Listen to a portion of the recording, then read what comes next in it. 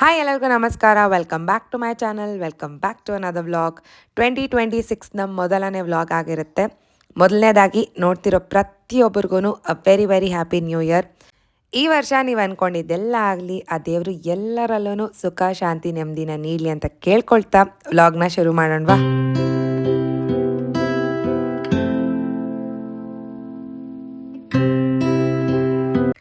ನಮಗೆ ಸ್ಕೂಲಲ್ಲಿ 10 ದಿನ ಅಂತ ಕ್ರಿಸ್ಮಸ್ ವೆಕೇಷನ್ಗೆ ಲೀವ್ ಕೊಟ್ಟಿದ್ರು. ಅದು ಯಾವಾಗ ಮುಗೀತು, ಅದು ಯಾವಾಗ ಶುರುವಾಯಿತು ಅಂತ ಗೊತ್ತೇ ಆಗಲಿಲ್ಲ. ಬಟ್ ವೆಕೇಷನ್ ಕಂಪ್ಲೀಟ್ಲಿ ನಾನು ಫ್ಯಾಮ್ಲಿ ಜೊತೆ ಟೈಮ್ನ ಸ್ಪೆಂಡ್ ಮಾಡಿದೆ. ನ್ಯೂ ಇಯರ್ನ ಕಸಿನ್ಸ್ ಜೊತೆ ಸೆಲೆಬ್ರೇಟ್ ಮಾಡಿದೆ. ಅದರಷ್ಟು ಬ್ಲೆಸ್ಸಿಂಗ್ ಇನ್ಯಾವುದೂ ಇಲ್ಲ ಅಂತ ನಾನು ಭಾವಿಸ್ತೀನಿ. ನಿಮ್ಮ ವೆಕೇಷನ್ ಹೇಗಿತ್ತು, ನಿಮ್ಮ ನ್ಯೂ ಇಯರ್ ಹೇಗಿತ್ತು ಅಂತ ಕಮೆಂಟ್ ಸೆಕ್ಷನಲ್ಲಿ ತಿಳಿಸಿ.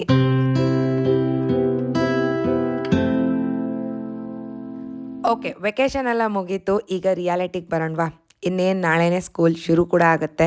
ಅದಕ್ಕೆ ಮುಂಚೆ ನಾನೊಂದು ಸ್ವಲ್ಪ ಪ್ರಿಪೇರ್ ಆಗಿದ್ರೇ ಆ ದಿನ ಅಥವಾ ಆ ವಾರ ಪೂರ್ತಿ ನನಗೆ ಸ್ಟ್ರೆಸ್ ಫ್ರೀ ಆ್ಯಂಡ್ ರಿಲ್ಯಾಕ್ಸ್ಡಾಗಿ ಅನಿಸ್ತಾ ಇರುತ್ತೆ. ಸೊ ಮೊದಲನೇದಾಗಿ ಆ್ಯಸ್ ಯೂಶ್ವಲ್ ನನ್ನ ಟು ಡೂ ಲಿಸ್ಟ್, ಇವತ್ತು ಏನೇನು ಮಾಡ್ಕೋಬೇಕು, ಏನೇನು ಕೆಲಸಗಳಿದೆ ಅಂತ ಎಲ್ಲನೂ ನಾನು ನೋಟ್ ಡೌನ್ ಮಾಡ್ಕೊಂಡಿದ್ದೀನಿ. ಜೊತೆಗೆ ಬ್ರೇಕ್ಫಾಸ್ಟ್ಗೆ ಲಂಚ್ಗೆ ಎಲ್ಲನೂ ಪ್ರಿಪೇರ್ ಕೂಡ ಮಾಡಿಕೊಂಡೆ. ಇವತ್ತು ವೆರಿ ಸಿಂಪಲ್ ದೋಸೆ, ತೆಂಗಿನಕಾಯಿ ಚಟ್ನಿ ಆ್ಯಂಡ್ ಮಧ್ಯಾಹ್ನಕ್ಕೆ ರಸಮ್ನ ಪ್ರಿಪೇರ್ ಮಾಡ್ತಾಯಿದ್ದೀನಿ.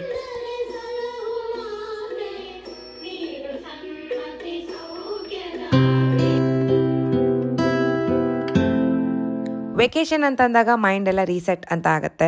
ಬಟ್ ಮನೇನ ರೀಸೆಟ್ ಮಾಡಿದಾಗಲೇ ಕೆಲಸಗಳಲ್ಲಿ ಬ್ಯಾಲೆನ್ಸ್ ಅನ್ನೋದು ಪಡ್ಕೊತೀವಿ. ಆರ್ಗನೈಸ್ಡ್ ಆಗಿಲ್ಲ, ಪ್ರೀ ಪ್ಲ್ಯಾಂಡ್ ಆಗಿಲ್ಲ ಅಂತಂದರೆ ಎಷ್ಟೋ ಎನರ್ಜಿ ಅದರಲ್ಲೇ ನಾವು ಕಳ್ಕೊಂಡ್ಬಿಡ್ತೀವಿ. ಸೊ ಒಂದು ಸ್ವಲ್ಪ ಟೈಮ್ನ ಸ್ಪೆಂಡ್ ಮಾಡಿ ರೀಸೆಟ್ ಅಥವಾ ಪ್ರೀ ಪ್ಲ್ಯಾನ್ ಅಥವಾ ಆರ್ಗನೈಸ್ ಮಾಡಿಕೊಂಡ್ರೆ ಇಟ್ಸ್ ವೆರಿ ವೆರಿ ಯೂಸ್ಫುಲ್.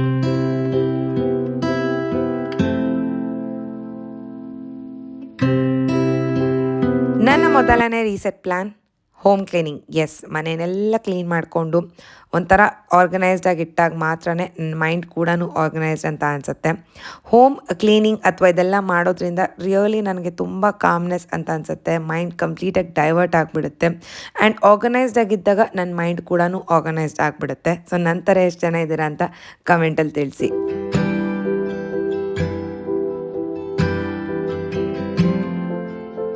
ಮನೇನ ಕ್ಲೀನ್ ಮಾಡ್ತಾ ಮಧ್ಯದಲ್ಲಿ ಈ ಥರ ಸೆಲ್ಫ್ ಕೇರ್ ಕೂಡ ಮಾಡ್ಕೊತಾ ಇರಬೇಕು. ಅದಕ್ಕೆ ಅಂತಲೇ ಒಂದು ಸಪ್ರೇಟ್ ಟೈಮ್ ತೊಗೊತೀನಿ ಅಥವಾ ಸಪ್ರೇಟ್ ಟೈಮ್ ಸೆಟ್ ಮಾಡ್ಕೊತೀನಿ ಅಂತಂದರೆ ಅದು ಯಾವತ್ತಿಗೂ ಆಗೋದಿಲ್ಲ. ಸೊ ಹೇಗೋ ಟೈಮ್ ಇತ್ತಲ್ಲ ಅಂತ ಅಂದ್ಕೊಂಡು ನಾನು ಪ್ಯಾರಲಲ್ ಆಗಿ ಸೆಲ್ಫ್ ಕೇರ್ನ ಕೂಡ ಮಾಡ್ಕೊತಾ ಇದ್ದೆ. ಇವತ್ತಿನ ಫೇಸ್ ಪ್ಯಾಕ್ಗೆ Multan mitti powder, sandalwood powder and water ಇಷ್ಟನ್ನು ಮಾತ್ರ ಆ್ಯಡ್ ಮಾಡಿದ್ದೀನಿ.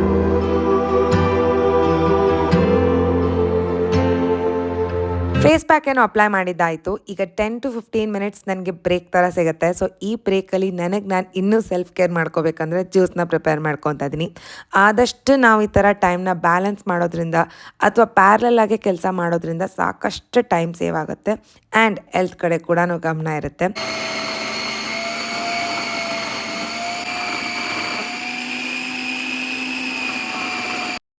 ಪ್ರೀವಿಯಸ್ ಯಾವುದೋ ವ್ಲಾಗಲ್ಲಿ ಇದು ಯಾವ ಗ್ರೈಂಡರ್ ಅಥವಾ ಯಾವ ಜ್ಯೂಸರ್ ಅಂತ ಕೇಳಿದ್ರಿ. ನಾನೀಗ ಬಳಸ್ತಿರೋದು ಪ್ರೀತಿ ಝೋಡ್ಯಾಕ್ ಅವರ ಮಿಕ್ಸರ್, ಜ್ಯೂಸರ್, ಗ್ರೈಂಡರ್ ಎಲ್ಲನೂ ಅದರಲ್ಲಿ ಅವೈಲೇಬಲ್ ಇರುತ್ತೆ.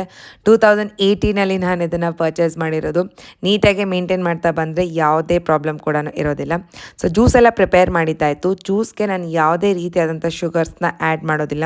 ಒಂದು ಸ್ವಲ್ಪ ಸಾಲ್ಟ್ನ ಆ್ಯಡ್ ಮಾಡಿದ್ದೀನಿ ಆ್ಯಂಡ್ ಪೆಪ್ಪರ್ ಪೌಡರ್ನ ಆ್ಯಡ್ ಮಾಡಿದ್ದೀನಿ. ಅಷ್ಟೇ, ಜ್ಯೂಸ್ ರೆಡಿ ಆಯಿತು.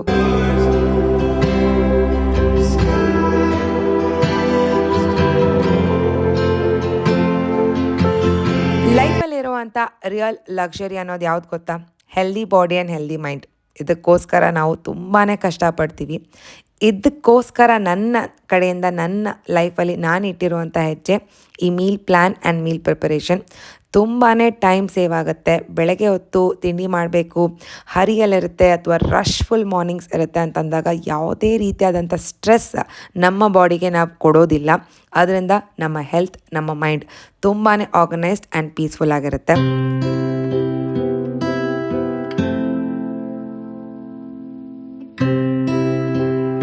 ಮೀಲ್ ಪ್ಲ್ಯಾನಿಂಗ್ನ ನಾನು ಯಾವ ಆ್ಯಪಲ್ಲಿ ಮಾಡ್ತೀನಿ ಅಂತ ಕೇಳ್ತಿದ್ರಿ. ಗೂಗಲಲ್ಲಿ ಫ್ರೀ ಲಂಚ್ ಅಥವಾ ಫ್ರೀ ಮೀಲ್ ಪ್ಲ್ಯಾನ್ ಟೆಂಪ್ಲೇಟ್ಸ್ ಅಂತ ಟೈಪ್ ಮಾಡಿದಾಗ ಯಾವ್ದು ಅವೈಲೇಬಲ್ ಆ್ಯಂಡ್ ಕಲರ್ಫುಲ್ ಆಗಿರುತ್ತೋ ಅದನ್ನು ಚೂಸ್ ಮಾಡ್ಕೊತೀನಿ.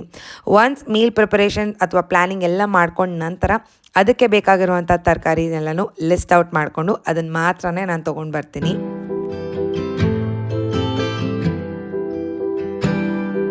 ಪ್ರೆಸೆಂಟಬಲ್ ಆಗಿ ಕಾಣೋದು ತುಂಬಾ ಇಂಪಾರ್ಟೆಂಟ್. ಬೇರೆಯವರು ನಮ್ಮ ಬಗ್ಗೆ ಏನು ಅನ್ಕೊತಾರೆ ಅಂತಲ್ಲ, ನಮಗೆ ಅದೊಂದು ಸೆಲ್ಫ್ ಕಾನ್ಫಿಡೆನ್ಸ್ನ ಬಿಲ್ಡ್ ಮಾಡುತ್ತೆ, ಪಾಸಿಟಿವಿಟಿನ ಕೊಡುತ್ತೆ ಆ್ಯಂಡ್ ನಮ್ಮ ಮೂಡ್ನ ಕೂಡ ಲಿಫ್ಟ್ ಮಾಡುತ್ತೆ. ಸೊ ನನ್ನ next plan laundry reset. So ಯಾವ್ದ್ಯಾವ್ದು ಬಟ್ಟೆಗಳೆಲ್ಲ ಐರನಿಂಗ್ ಕೊಡಬೇಕು ಅನ್ನೋದನ್ನ ಎಲ್ಲ ಸಾರ್ಟ್ ಔಟ್ ಮಾಡಿಕೊಂಡು ಆ ಕೆಲಸನ ಕೂಡ ಮುಗಿಸ್ಕೊಂಡಿದ್ದೀನಿ.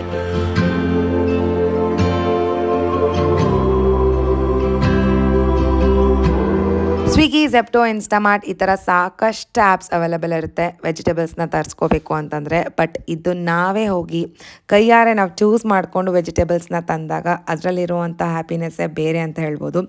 ನಮ್ಮ ಮೀಲ್ಸ್ನ ನಾವು ಪ್ಲ್ಯಾನ್ ಮಾಡ್ಕೊಂಡಾಗ ಈ ಥರ ತರಕಾರಿಗಳನ್ನ ನಾವೇ ಹೋಗಿ ತಂದಾಗ ಯಾವುದನ್ನು ವೇಸ್ಟ್ ಮಾಡಬೇಕು ಅಂತ ಯಾವತ್ತಿಗೂ ಅನ್ಸೋದಿಲ್ಲ.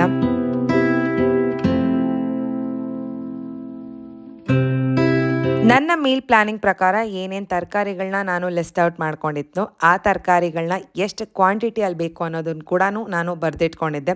ಸೊ ಅಷ್ಟನ್ನು ಮಾತ್ರನೇ ನಾನು ಪರ್ಚೇಸ್ ಮಾಡ್ಕೊಂಡು ಬಂದಿದ್ದೀನಿ. ಇದರಿಂದ ಎಕ್ಸ್ಟ್ರಾ ತರೋದು ಅವಾಯ್ಡ್ ಆಗುತ್ತೆ, ಮನಿ ಸೇವ್ ಆಗುತ್ತೆ ಆ್ಯಂಡ್ ಟೈಮ್ ಕಂಪ್ಲೀಟ್ಲಿ ಸೇವ್ ಆಗುತ್ತೆ.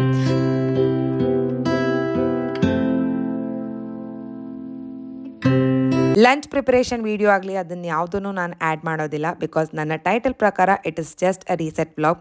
ಇಷ್ಟೆಲ್ಲ ಮಾಡೋ ಅಷ್ಟೊತ್ತಿಗೆ 4:30 ಆಗಿತ್ತು. ಸೊ ಬಿಸಿ ಬಿಸಿ ಕಾಫಿ ಕುಡ್ಕೊಂಡು ಹೋಗೋಣ ಅಂತ ನನ್ನ ಫೇವ್ರೆಟ್ A2Bಗೆ ಬಂದಿದ್ವಿ. ನಾನು ಎಲ್ಲೇ ಕಾಫಿ ಕುಡಿದ್ರೂ ಇಲ್ಲಿ ಕುಡಿಯೋಷ್ಟು ಸಮಾಧಾನ ನನಗಿನ್ನು ಎಲ್ಲೂ ಅನ್ಸೋದಿಲ್ಲ. ಕಾಫಿ ಕುಡಿದು ನನ್ನ ಲಿಸ್ಟ್ ಪ್ರಕಾರ ಆರ್ಯನ್ಗೆ ಹೇರ್ ಕಟ್ ಕೂಡ ಇತ್ತು. ಸೊ ಅದನ್ನು ಮುಗಿಸ್ಕೊಂಡು ಮನೆಗೆ ಹೊರಟು ಬಂದ್ವಿ.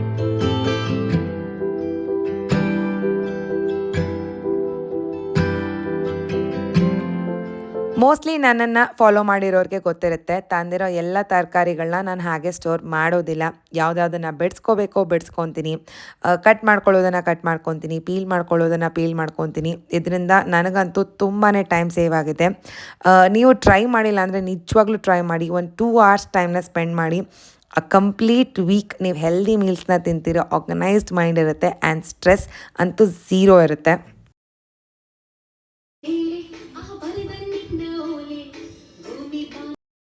ಆ್ಯಸ್ ಯೂಶ್ವಲ್ FM ಕೇಳ್ತಾ ಕೆಲಸ ಮಾಡ್ತಿರ್ಬೇಕಾದ್ರೆ ಒಂದು ಸ್ವಲ್ಪನೂ ಟಯರ್ಡ್ ಅಂತ ಅನ್ಸಲ್ಲ, ಅಥವಾ ಇಷ್ಟೊಂದೆಲ್ಲ ಕೆಲಸ ಮಾಡಬೇಕು ಅಂತ ಅನ್ಸೋದೇ ಇಲ್ಲ. ಆ್ಯಂಡ್ ಇನ್ನೊಂದು ಕ್ವೆಶನ್, ಎಲ್ಲ ತರಕಾರಿಗಳನ್ನ ಕಟ್ ಮಾಡ್ತೀರಾ ಅಂತ? ಖಂಡಿತವಾಗ್ಲೂ ಇಲ್ಲ. ಯಾವುದನ್ನು ನಾನು ಬೇಗ ಯೂಸ್ ಮಾಡ್ಕೊತೀನಿ ಅಂತ ಇರುತ್ತೋ ಅದನ್ನು ಮಾತ್ರನೇ ನಾನು ಕಟ್ ಮಾಡಿ ಸ್ಟೋರ್ ಮಾಡ್ತೀನಿ. ಇಲ್ಲ ಅಂತಂದರೆ ಅದನ್ನು ಬೇರೆ ಯಾವ ತರಕಾರಿಗಳನ್ನೂ ನಾನು ಕಟ್ ಮಾಡೋದಿಲ್ಲ. ಆ್ಯಂಡ್ ಕಟ್ ಮಾಡೋವಂಥ ತರಕಾರಿಗಳನ್ನ ಆಬ್ವಿಯಸ್ಲಿ ವಾಶ್ ಮಾಡಿ ನಾನು ಕಟ್ ಮಾಡಿ ಸ್ಟೋರ್ ಮಾಡ್ಕೊತೀನಿ.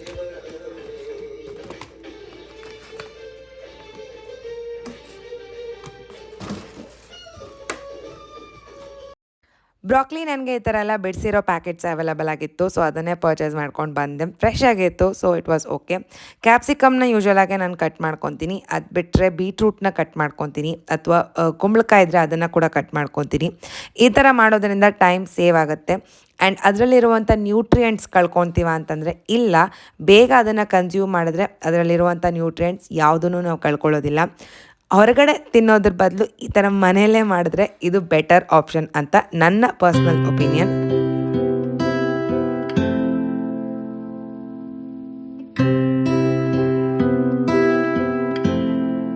ನನ್ನ ವರ್ಕ್ ಟೈಮಿಂಗ್ಸ್ ಅರ್ಲಿ ಮಾರ್ನಿಂಗ್ ಇರೋದ್ರಿಂದ ಒಂದು 10 ನಿಮಿಷ ನನಗೆ ಈ ಥರ ಟೈಮ್ ಸೇವ್ ಆಗುತ್ತೆ ಅಂತ ಅಂದಾಗ ಅದು ನನಗೆ ತುಂಬಾ ವ್ಯಾಲ್ಯೂಯಬಲ್ ಆಗಿರುತ್ತೆ, ಬೆನಿಫಿಷಿಯಲ್ ಆಗಿರುತ್ತೆ. ಸೊ ಅದಕ್ಕೋಸ್ಕರ ನಾನು ನನಗೆ ಅಂತ ಇದನ್ನು ಪ್ರಿಪೇರ್ ಮಾಡ್ಕೊಂಡಿದ್ದೀನಿ.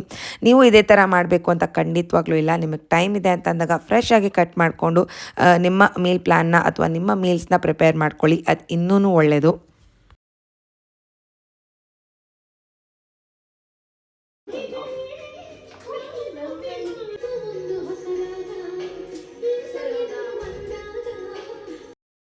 ನಾನು ಯೂಶ್ವಲಾಗೆ ಪ್ಲ್ಯಾನ್ ಮಾಡ್ಕೊಂಡಿರುವಂಥ ಮೀಲ್ಸ್ ಎಲ್ಲನೂ ನಾನು ಕಮ್ಯುನಿಟಿ ಟ್ಯಾಬಲ್ಲಿ ಆಲ್ರೆಡಿ ಪೋಸ್ಟ್ ಮಾಡಿದ್ದೀನಿ. ಈ ವಾರ ಕೂಡ ಏನೇನು ಪ್ಲ್ಯಾನ್ ಮಾಡ್ಕೊಂಡಿದ್ದೀನಿ ಅಂತ ಪೋಸ್ಟ್ ಮಾಡಿದ್ದೀನಿ.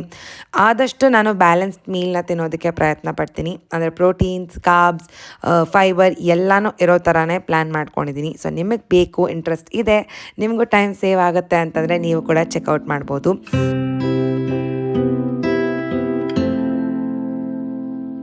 ಪ್ರೀವಿಯಸ್ ವ್ಲಾಗಲ್ಲಿ ಇನ್ನೊಂದು ಕಮೆಂಟ್ ಇತ್ತು, ನೀವು ಬ್ರೇಕ್ಫಾಸ್ಟ್ನ ಡಿನ್ನರ್ ಆಗೇ ತಿಂತೀರಾ ಅಥವಾ ಡಿನ್ನರ್ನ ಬ್ರೇಕ್ಫಾಸ್ಟ್ ಆಗಿ ತಿಂತೀರಾ ಅಂತ. ಬ್ರೇಕ್ಫಾಸ್ಟ್, ಲಂಚ್, ಡಿನ್ನರ್ ಅನ್ನೋದು ಜಸ್ಟ್ ಆ ಮೀಲ್ನ ಹೆಸರಾಗಿರುತ್ತೆ ಅಷ್ಟೇ. ನಾವು ಅದರಲ್ಲಿ ಯಾವುದೇ ಮೀಲ್ನ ಬೇಕಂದ್ರೂ ತೊಗೋಬೋದು. ನಿಮ್ಮ ಡೇಯಲ್ಲಿ ಕಂಪ್ಲೀಟಾಗಿ ನೀವು ಬ್ಯಾಲೆನ್ಸ್ಡಾಗಿ ತಿನ್ನೋದು ಮಾತ್ರನೇ ಮುಖ್ಯ ಆಗಿರುತ್ತೆ. ಅದು ನನ್ನ ಒಪಿನಿಯನ್. ನಿಮಗೆ ಹೇಗೆ ಪರ್ಸೀವ್ ಇರುತ್ತೋ ಅಥವಾ ನೀವು ಹೇಗೆ ಅದನ್ನು ಕನ್ಸಿಡರ್ ಮಾಡ್ತೀರೋ ನನಗೆ ಗೊತ್ತಿಲ್ಲ. ನಾನು ಉಪ್ಪಿಟ್ಟನ್ನ ಬೆಳಗ್ಗೆನೂ ತಿಂತೀನಿ, ಡಿನ್ನರ್ಗೂ ತಿಂತೀನಿ, ಬ್ರೇಕ್ಫಾಸ್ಟ್ಗೂ ತಿಂತೀನಿ. ದೋಸೆನ ಡಿನ್ನರ್ಗೂ ತಿಂತೀನಿ, ಬ್ರೇಕ್ಫಾಸ್ಟ್ಗೂ ತಿಂತೀನಿ. ಸ್ಯಾಂಡ್ವಿಚ್ನ ಕೂಡ ಡಿನ್ನರ್ ಆ್ಯಂಡ್ ಬ್ರೇಕ್ಫಾಸ್ಟ್ ಎರಡಾಗೂ ತಿಂತೀನಿ. ಸೊ ಅದು ಪರ್ಸ್ನಲ್ ಚಾಯ್ಸ್ ಆಗಿರುತ್ತೆ. ಬ್ಯಾಲೆನ್ಸ್ಡ್ ಮೀಲ್, ಹೆಲ್ದಿ ಮೀಲ್ ತಿನ್ನೋದು ಮಾತ್ರನೇ ನನ್ನ ಏಮ್ ಆಗಿರುತ್ತೆ. ಕಲರ್ ಥೆರಪಿ ಬಗ್ಗೆ ಎಷ್ಟು ಜನ ಕೇಳಿದಿರೋ ಗೊತ್ತಿಲ್ಲ, ಬಟ್ ಕೆಲವೊಂದು ಕಲರ್ಸ್ನ ನೋಡ್ತಿರ್ಬೇಕಾದ್ರೆ ಮೈಂಡ್ ತುಂಬಾ ರಿಲ್ಯಾಕ್ಸ್ಡ್ ಆಗುತ್ತೆ, ಸ್ಟ್ರೆಸ್ ಬಸ್ಟರ್ ಥರ ಅನಿಸುತ್ತೆ. ಸೊ ನನಗೆ ಈ ತರಕಾರಿಗಳನ್ನೆಲ್ಲ ನೋಡಬೇಕಾದ್ರೆ ಅದೇ ಫೀಲಿಂಗ್ ಇರುತ್ತೆ, ಮೈಂಡ್ ಕಾಮ್ ಆಗಿರುತ್ತೆ. ಆ್ಯಂಡ್ ನನ್ನಲ್ಲೇ ನನಗೊಂದು ಖುಷಿ, ಓಕೆ ನೆಕ್ಸ್ಟ್ ಬರೋವಂಥ ವೀಕೆಲ್ಲನೂ ನಾನು ಹೆಲ್ದಿ ಮೀಲ್ಸ್ನ ತಿಂತೀನಿ, ನನ್ನ ಬಾಡಿಗೆ ನಾನು ನರಿಷ್ಮೆಂಟ್ನ ಕೊಡ್ತೀನಿ ಅನ್ನೋದು ಒಂಥರ ಸ್ಮಾಲ್ ಹ್ಯಾಪಿನೆಸ್ ನನ್ನೊಳಗೆ.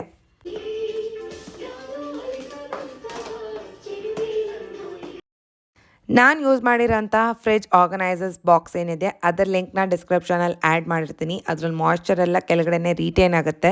ಸೊ ಫ್ರೂಟ್ಸ್ ಆ್ಯಂಡ್ ವೆಜಿಟೇಬಲ್ಸ್ ಏನೇ ಸ್ಟೋರ್ ಮಾಡಿದ್ರು ತುಂಬ ದಿನಗಳ ಕಾಲ ಬರುತ್ತೆ. ಆ್ಯಂಡ್ ಕೊತ್ತಂಬರಿ ಸೊಪ್ಪನ್ನ ಮಾತ್ರ ನಾನು ಟಿಶ್ಯೂ ಪೇಪರ್ ಆ್ಯಡ್ ಮಾಡಿ ಸ್ಟೋರ್ ಮಾಡ್ತೀನಿ. ಇದ್ರ ಕಂಪ್ಲೀಟ್ ಡೀಟೇಲ್ಸ್ ಎಲ್ಲನೂ ನಾನು ಮಿನಿ ವ್ಲಾಗ್ ಅಥವಾ ಲಾಂಗ್ ವ್ಲಾಗಲ್ಲಿ ಶೇರ್ ಮಾಡಿದ್ದೀನಿ, ಬೇಕು ಅಂದರೆ ಚೆಕ್ಔಟ್ ಮಾಡಿ. ಫೈನಲಿ ಫ್ರಿಡ್ಜ್ನೆಲ್ಲ ಸ್ಟಾಕ್ ಅಪ್ ಮಾಡಿದ್ದಾಯಿತು. ಆಲ್ಮೋಸ್ಟ್ 1 ವಾರ ಆಗಿತ್ತು, ಫ್ರಿಡ್ಜ್ ಖಾಲಿ ಅಂತ ಇತ್ತು. ಈಗ ಕಲರ್ಫುಲ್ ಆಗಿ ಸ್ಟಾಕ್ ಆಗಿದ್ದು ನೋಡಿದ ತಕ್ಷಣ ನನಗೆ ಒಂಥರ ಖುಷಿ ಅಂತ ಅನಿಸ್ತಾ ಇರುತ್ತೆ.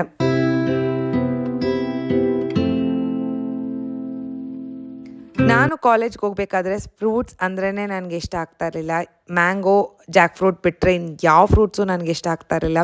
ಬಟ್ ಈಗ ಈ ಥರ ನಾನೇ ಆರ್ಗನೈಸ್ ಮಾಡೋದನ್ನು ನೋಡ್ತಿರ್ಬೇಕಾದ್ರೆ ಓಕೆ, ಆಗ ನಾನು ಏನೇನು ಮಿಸ್ ಮಾಡಿದ್ದೀನಿ ಅಂತ ಈಗ ಗೊತ್ತಾಗುತ್ತೆ. Fruits are really good for health. Natural sugars ಇರುತ್ತೆ. ಸೊ ಬೇರೆ ಏನೇನೋ ಶುಗರ್ ಐಟಮ್ ಅಥವಾ ಸ್ವೀಟ್ ಕ್ರೇವಿಂಗ್ಸ್ ಇದ್ದಾಗ ನಾವು ಇದನ್ನು ಹೆಲ್ದಿ ಆಪ್ಷನ್ ಆಗಿ ಕನ್ಸಿಡರ್ ಮಾಡ್ಕೋಬೋದು.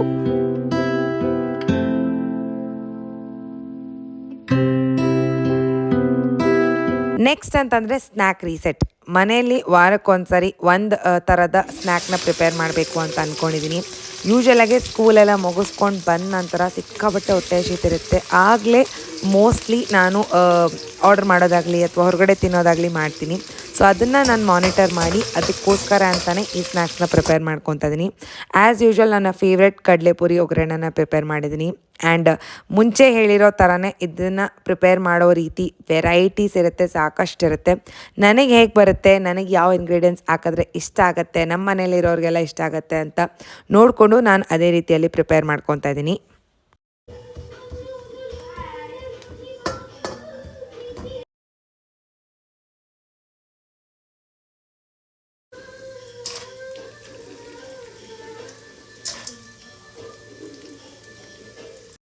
ಇದಕ್ಕೆ ನಾನು ಬೆಳ್ಳುಳ್ಳಿ, ಕೊಬ್ಬರಿ, ಕಡಲೆಬೀಜ, ಕಡಲೆಪಪ್ಪು ಇದನ್ನು ಸಪ್ರೇಟಾಗೆ ಫ್ರೈ ಮಾಡ್ಕೊಂಡಿದ್ದೀನಿ ಎಣ್ಣೆಯಲ್ಲಿ.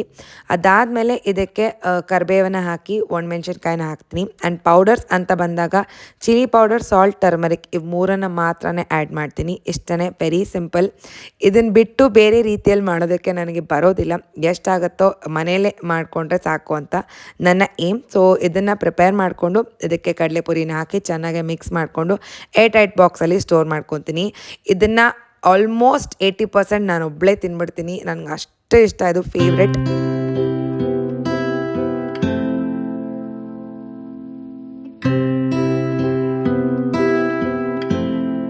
ಈ ವಾರಕ್ಕೆ ಇದು ನನ್ನ ಹೋಮ್ ಮೇಡ್ ಸ್ನ್ಯಾಕ್ ಆಗಿರುತ್ತೆ. ಸೊ ಆಲ್ಮೋಸ್ಟ್ 1 ವಾರ ಅಲ್ಲ, ಅದ್ರ ಮೇಲೂ ಕೂಡ ಇದು ನನಗೆ ಸಫಿಷಿಯೆಂಟ್ ಆಗಿರುತ್ತೆ. ಏರ್ಟೈಟ್ ಬಾಕ್ಸಲ್ಲಿ ಹಾಕಿ ಇದನ್ನು ಸ್ಟೋರ್ ಮಾಡ್ಕೊತೀನಿ. ಇದರ ಜೊತೆಗೆ ನಾನು ತಂದಿರುವಂಥ ಸೊಪ್ಪನ್ನೆಲ್ಲ ಆಗಾಗ ಟಿ ವಿ ನೋಡ್ತಾ ಅಥವಾ ಎಲ್ಲೆಲ್ಲಿ ನನಗೆ ಸಮಯ ಇರುತ್ತೋ ಆಗ ಬಿಡಿಸಿಟ್ಟು ಅದನ್ನು ಕೂಡ ಸ್ಟೋರ್ ಮಾಡ್ಕೊತೀನಿ. ಆ್ಯಂಡ್ ಪ್ರೋಟೀನ್ಗೆ ಅಂತ ಎಗ್ಸ್ನು ಕೂಡ ತಂದು ಅದನ್ನು ಕೂಡ ಸ್ಟೋರ್ ಮಾಡ್ಕೊಂಡಿದ್ದೀನಿ. ಸೊ ಆಲ್ಮೋಸ್ಟ್ ನನ್ನ ಕಿಚನ್ ಕೆಲಸ ಆಗ್ತಾ ಬಂತು.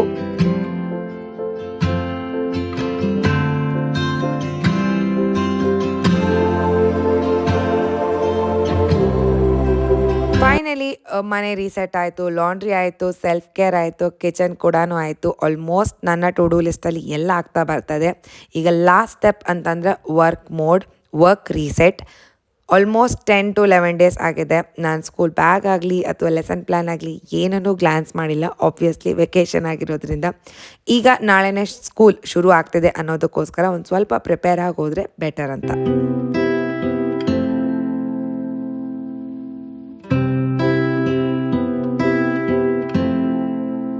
ಲೆಸನ್ ಪ್ಲ್ಯಾನೆಲ್ಲ ನೋಡಿ ಪ್ರಿಪೇರ್ ಮಾಡೋಣ ಅಂತ ಬಂದೋಳು ನನ್ನ ಡೆಸ್ಕ್ನ ನೋಡಿ ಒಂದು ಸ್ವಲ್ಪ ಅಪ್ಸೆಟ್ ಆಗಿ ಅದನ್ನು ಕೂಡ ಆರ್ಗನೈಸ್ ಮಾಡೋದಕ್ಕೆ ಶುರು ಮಾಡಿಕೊಂಡೆ. ಇದರ ಜೊತೆಗೆ ಯೂಶ್ವಲಾಗೆ ನಾನು ಸ್ಕೂಲ್ಗೆ ಈ ಬ್ಯಾಗ್ನ ಕ್ಯಾರಿ ಮಾಡ್ತಿದ್ದೆ. ಸೊ ಹೊಸ ವರ್ಷ ಸ್ವಲ್ಪ ಚೇಂಜ್ ಇರಲಿ ಅಂತ ಬೇರೆ ಬ್ಯಾಗ್ನ ಕ್ಯಾರಿ ಮಾಡೋದಕ್ಕೆ ಡಿಸೈಡ್ ಮಾಡಿಕೊಂಡು ಇದರಲ್ಲಿರೋದನ್ನೆಲ್ಲ ತೆಗ್ದಾಕಿ ಇದನ್ನು ವಾಶ್ಗೆ ಹಾಕಿ ಹೊಸ ಬ್ಯಾಗ್ಗೆ ರೆಡಿ ಮಾಡ್ಕೊತಾ ಇದ್ದೀನಿ.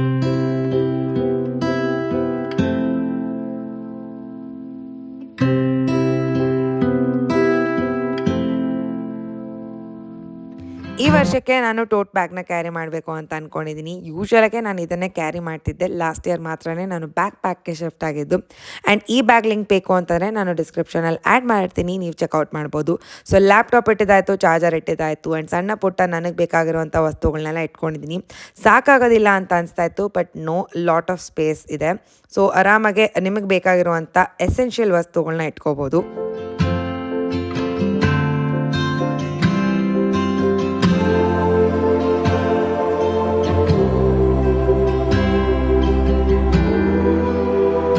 ಟೀಚರ್ ಪೌಚಲ್ಲಿ ಪೆನ್ಸ್ ಮಾತ್ರನೇ ಅಲ್ಲ, ಸಾಕಷ್ಟು ವಸ್ತುಗಳಿರುತ್ತೆ. ನೀವು ನೋಡ್ತಾ ಇದ್ದೀರಲ್ಲ, ಬರೆಯುವಂಥ ಪೆನ್ಸ್, ಬರೀದೇ ಇರುವಂಥ ಪೆನ್, ಮಕ್ಕಳು ಕೊಡುವಂಥ ಕಾರ್ಡ್ಸ್, ಚಾಕ್ಲೇಟ್ಸ್, ಸ್ಟೇಷ್ನರಿ ಎಲ್ಲನೂ ಡಂಪ್ ಮಾಡಿದ್ದೆ.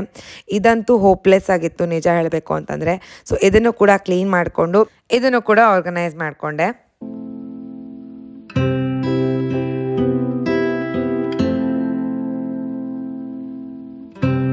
ಏನೇನೆಲ್ಲ ಬೇಡವೋ ಅದನ್ನೆಲ್ಲ ಡಿಸ್ಕಾರ್ಡ್ ಮಾಡಿ ಬೇಕಿರೋದನ್ನೆಲ್ಲ ಹೊಸ ಪೌಚ್ಗೆ ಶಿಫ್ಟ್ ಮಾಡಿಕೊಂಡು ಅದನ್ನು ಕೂಡ ರೆಡಿ ಮಾಡಿಕೊಂಡೆ.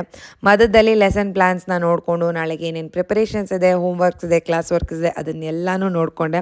ಅದನ್ನು ಶೂಟ್ ಮಾಡೋದಕ್ಕೆ ಆಗಲಿಲ್ಲ, ಮಿಸ್ ಔಟ್ ಆಯಿತು. ಆಲ್ಮೋಸ್ಟ್ ಈ ಥರ ಮಾಡೋದ್ರಿಂದ ನಾಳೆಗೆ ನಾನು ರೆಡಿ ಆಗಿರ್ತೀನಿ, ಅಂದರೆ ಮೆಂಟಲಿ ಪ್ರಿಪೇರ್ ಆಗಿರ್ತೀನಿ, ವರ್ಕ್ ಮೋಡ್ ಆನ್ ಆಗಿರುತ್ತೆ. ನಾಳೆ ಪಾಠ ಮಾಡಬೇಕು ಅನ್ನೋದು ಒಂದು ಎನರ್ಜಿ ಇರುತ್ತೆ, ಒಂದು ಪಾಸಿಟಿವಿಟಿ ಇರುತ್ತೆ. So almost back set and everything is set.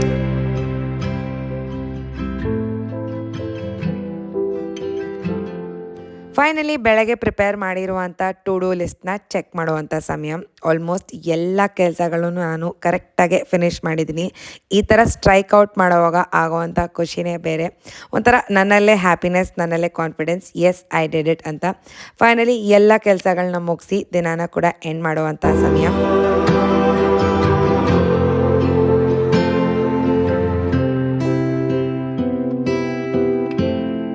Reset ಅಂತಂದರೆ ಪರ್ಫೆಕ್ಷನ್ ಖಂಡಿತವಾಗ್ಲೂ ಅಲ್ಲ, ರೆಡಿನೆಸ್, ಬ್ಯಾಲೆನ್ಸ್ಡ್, ಆರ್ಗನೈಸ್ಡ್ ಆ್ಯಂಡ್ ನಮ್ಮ ಎನರ್ಜಿನ ಕರೆಕ್ಟಾಗಿ ಯೂಟಿಲೈಸ್ ಮಾಡ್ಕೊಳ್ಳುವಂಥ ಒಂದು ಸಣ್ಣ ಪ್ರಿಪ್ರೇಷನ್ ಆಗಿರುತ್ತೆ.